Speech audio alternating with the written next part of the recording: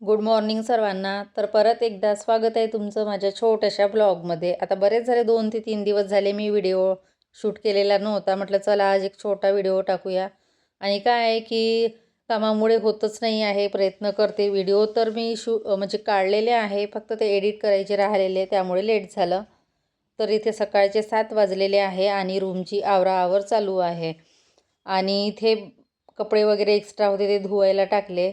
आणि ते कसं मी गार्बेज बॅगमध्ये कपडे ठेवते, म्हणजे जे कुठले धुवायचे आहे ते, म्हणजे मग लक्षात येते धुताना, नाहीतर मग ते राहून जातात.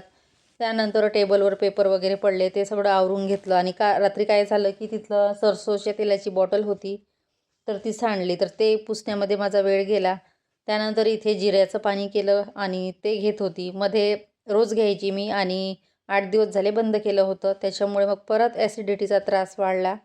म्हटलं नको, परत चालू करूया. आणि 2 दिवस झाले आता ते पाणी घेत आहे मी. आणि खरंच हे जिऱ्याच्या पाण्याने बऱ्यापैकी फायदा झाला मला. फक्त ते कंटिन्यू चालू ठेवावं लागते, बाकी काही नाही. 1-2 दिवसाची गॅप ठीक आहे. मध्ये मी 8 ते 10 दिवस गॅप दिली, त्याच्यामुळे मग थोडा त्रास वाटला. आणि खाण्यामध्ये जर कमी जास्त आलं तर होतंच. त्यानंतर इकडे किचनमध्ये आली आणि इथे माठाखाली बऱ्यापैकी पाणी सांडलेलं होतं. माठ भरलेला नव्हता मी 8 ते 10 दिवस झाले. पण काल भरून घेतला तो, कारण काय की नळं मधात 2 दिवस आलेले नव्हते, त्याच्यामुळे म्हटलं भरून घेऊया. पण ते पाणी खूप जाते, त्यामुळे मी भरत नाही. आणि थंडीचं माठातलं पाणी कुणी पीत पण नाही. त्यानंतर इथे गॅस ओटा थोडं क्लीन केला आणि इथे नंतर मला चाय करायची होती. तर मला आज हे सांगायचं होतं की आपण भाड्याच्या घरामध्ये राहत असलो तर काही झाडे आवश्यक असतातच. भले ते कुंडीमध्ये लावा किंवा काही, पण ते झाडे पाहिजेच असते. तर मी माझ्या अनुभवावरून सांगते, कारण 10 वर्ष आम्ही जिकडे राहत होतो, तर त्या रूमवर म्हणजे घरमालकाकडे कुठलेही झाडं नव्हते, त्यांना अंगणच नव्हतं. त्यामुळे बाहेर कुठे जायचं आणि आणायचं म्हटलं तर प्रॉब्लेमच व्हायचा. आणि नवीन असलं की आपण कोणाला मागू पण शकत नाही. तर मला सर्वात जास्त गरज लागायची ती कढीपत्त्याची. कढीपत्ता म्हटलं कुठून आणायचा, आणि बऱ्याच भाजीवाल्यांकडे कढीपत्ता नसतो. त्याच्यामुळे मग मी ठरवलं की नाही, आपण एक कुंडीमध्ये झाड लावूया. एक कुंडी आणली मी आणि तिथे छान असं 4 ते 5 बिया निंबाच्या टाकलेल्या कढीपत्त्याच्या, आणि छान असं झाड वाढवलं. तर इतकं छान झाड झालं ते की 5-6 वर्ष मी त्या झाडाचा पाला वापरला. म्हणजे कसं असतं ना, आपल्याकडे झाड असलं तर आपण कधीही तोडून भाजीमध्ये वापरू शकतो. आणि मला असं आहे की प्रत्येक म्हणजे बऱ्यापैकी भाज्यामध्ये मी कढीपत्ता वापरते. त्याच्यामुळे मग ते झाड लावलं मी. आणि नंतर झालं असं की शेवट ते झाड, कुंडी छोटी पडली, झाड बऱ्यापैकी वाढलं. आणि त्यानंतर ते थोडं वाढल्या गेलं, त्याच्यामुळे ते राहून गेलं. त्यानंतर मी तुळशीचं पण ठेवलं, कारण कधी आपल्याला सर्दी पळशे झाले, बऱ्याच उपयोगी तुळशीचं झाड उपयोगी पडतं. आता सहसा तर प्रत्येकाकडे तुळस असतेच असं नाही. आणि त्यानंतर कोरफड ही पण आपल्याला आवश्यकच असते. कोरफड तर पाहिजेच असते. आता ती पण बऱ्याच उपयोगी पडत असते, जसं की आपले हातपाय जळले किंवा केसांसाठी, चेहऱ्यासाठी, तर ते पण झाड असायलाच हवं. मला तरी असं वाटते की आपण भाड्याने जरी राहत असलं तर हे 2-3 झाडं असायलाच पाहिजे. कारण आपण नवीन ठिकाणी कोणाला मागू शकत नाही.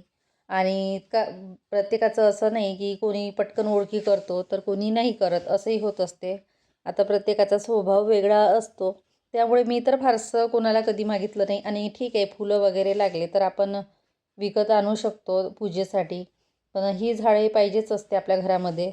आणि आता आम्ही इकडे राहायला आलो तर इकडे झाड नाही माझ्याकडे, पण विचार करत आहे की कुंडी घेऊन यायची आणि परत कढीपत्त्याचं झाड लावायचं. कारण हे झाड तरी आपल्याकडे असायलाच पाहिजे. कढीपत्ता आता आपल्या किचनमध्ये लागणारे म्हणजे आवश्यकच आहे. तर आता मी लवकरच कुंडी आणून ते कढीपत्त्याचं झाड लावणार आहे. आणि भलेही ते छोटं असू द्या, मोठं असू द्या, कितीही वाढलं तरी चालेल, पण शेवटी आपण 2-3 पानं जरी टाकले भाजीमध्ये तरी भरपूर असते. आणि तसं तर आता मला जर लागलं तर मी गावावरून किंवा कुठून आणत असते. आणि नवीन ठिकाणी तर असं कोणाला मागायला नकोच वाटते. तर असो. त्यानंतर इथे बऱ्यापैकी कामं आटोपलेली आहे. फरशी वगैरे पुसून घेतली. आणि इथे बघा, हा सोफा आवरला तरी परत तसाच झालेला आहे. मुलगी ती बसली की लगेच खाली ओढून घेते. आणि त्यानंतर इथे बाहेरची कामे. तर म्हटलं, मुलगी आंघोळीला गेलेली होती, मला करायची होती, पण ती बोलली की मी जाते आधी. म्हटलं ठीक आहे, जा तू. त्यानंतर इथे भांडे लावायचे होते. म्हटलं तोपर्यंत आपले इतर कामे होतात. आणि कसं आहे की एकदा कामाला लागलं की नॉनस्टॉप ती करावीशी वाटतात. मध्येच जर ब्रेक आला तर मग कंटाळा येतो. आता म्हटलं आंघोळीला वेळ आहे, तोपर्यंत भांडे लावून घेऊया आणि इतकी बाकी कामं छोटी मोठी असतात ती पण करायची. तर इथे हीटर लावलेलं आहे मी पाण्याचं आणि त्या रूममध्ये तर हीटर लावतच नाही, कारण बकेट जरी रस्त्यावर ठेवली तर जाणं येणं कधी लक्ष नसलं की पायाला लागायची भीती, त्यामुळे मी इकडे किचनमध्ये एक साईड लावत असते. नंतर म्हटलं चला हे पार्सल पण ओपन करायचं होतं, हे कालच आलेलं पार्सल होतं, म्हटलं मग ते पण वेळ आहे तर तो मी व्हिडिओ शूट केला. आणि पार्सलमध्ये मी बोलावलेलं होतं ते आल्प्सचं कलर आहे आणि हिना रिठा शिकाकाई पावडर आहे. तर मागच्या वेळेस मी बोलावलं तर मला त्याचा रिझल्ट छान वाटला, म्हणजे मी तो कलर लावला तर 15 ते 20 दिवस केसांना छान राहिला, निघाला नाही. आणि गार्नियर जे वापरतो आपण ते लगेच निघतं. मग म्हटलं चला हे बोलून घेऊया. त्यानंतर इथे ऊन होती, म्हटलं थोडा वेळ बसणं पण होते आणि लसूण सोलायचं होतं मला. असं लसूण सोलून ठेवलं की मग ते उपयोगी पडतं. आणि वेळेवर स्वयंपाक करायचा म्हटलं तर मग खूप धांदल होते, त्यापेक्षा मग म्हटलं चला वेळ आहे तर करून घेऊया. आणि थोडा जरी वेळ असला तर काही ना काही आपले कामं करत असते. तर असो, आणि थोडा वेळ ऊन पण मिळाली. आणि गार्नियर तसे आपण 50 रुपयाचं किंवा 40 रुपयाचं होतेच, त्यापेक्षा हा पावडर मला ठीक वाटला. म्हणजे एक पॅकेट मला कमीत कमी 1.5-2 महिने तरी चालेल, म्हणजे 15-20 दिवस जरी नाही निघालं ते केसांचा कलर तरी भरपूर आहे. आणि त्यामध्ये हे रिठा, शिकाकाई, आवळा हे सगळा पावडर मिक्स करून घ्यायचा, म्हणजे केसांना छान चमक येईल आणि केस पण सॉफ्ट होतील.